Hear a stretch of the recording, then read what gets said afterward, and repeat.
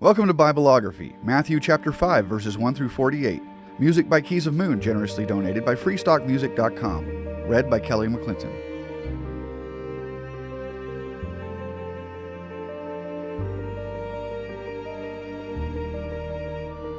Now when Jesus saw the crowds, he went up on a mountainside and sat down. His disciples came to him, and he began to teach them. He said, "Blessed are the poor in spirit, for theirs is the kingdom of heaven. Blessed are those who mourn, for they will be comforted. Blessed are the meek, for they will inherit the earth. Blessed are those who hunger and thirst for righteousness, for they will be filled. Blessed are the merciful, for they will be shown mercy. Blessed are the pure in heart, for they will see God.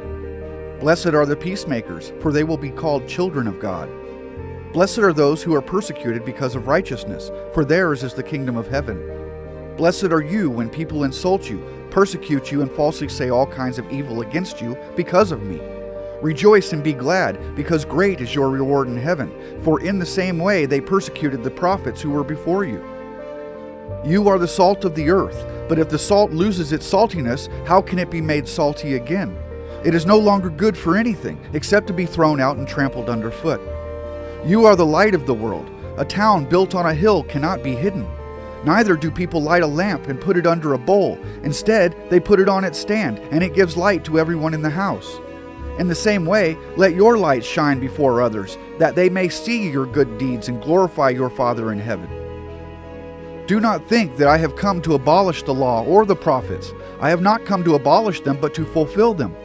For truly I tell you, until heaven and earth disappear, not the smallest letter, not the least stroke of a pen, will by any means disappear from the law until everything is accomplished.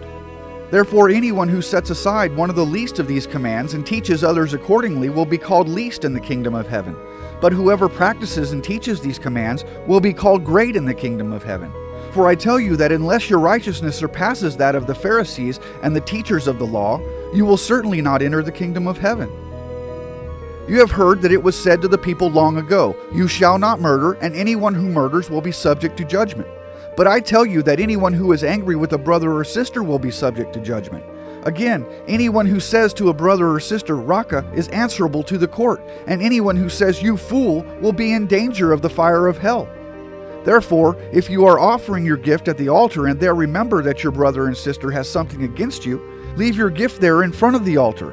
First go and be reconciled to them, then come and offer your gift. Settle matters quickly with your adversary who is taking you to court. Do it while you are still together on the way, or your adversary may hand you over to the judge, and the judge may hand you over to the officer, and you may be thrown into prison. Truly, I tell you, you will not get out until you have paid the last penny. You have heard that it was said, 'You shall not commit adultery.' But I tell you that anyone who looks at a woman lustfully has already committed adultery with her in his heart. If your right eye causes you to stumble, gouge it out and throw it away. It is better for you to lose one part of your body than your whole body to be thrown into hell. And if your right hand causes you to stumble, cut it off and throw it away. It is better for you to lose one part of your body than for your whole body to go into hell. It has been said, 'Anyone who divorces his wife must give her a certificate of divorce.' But I tell you that anyone who divorces his wife, except for sexual immorality, makes her the victim of adultery, and anyone who marries a divorced woman commits adultery. Again, you have heard that it was said to the people long ago, 'Do not break your oath, but fulfill to the Lord your vows you have made.' But I tell you, do not swear an oath at all, either by heaven, for it is God's throne, or by the earth, for it is his footstool, or by Jerusalem, for it is the city of the great king. And do not swear by your head, for you cannot make even one hair white or black. All you need to say is simply yes or no. Anything beyond this comes from the evil one.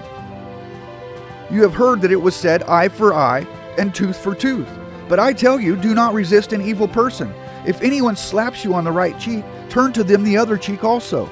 And if anyone wants to sue you and take your shirt, hand over your coat as well. If anyone forces you to go 1 mile, go with them 2 miles. Give to the one who asks you, and do not turn away from the one who wants to borrow from you.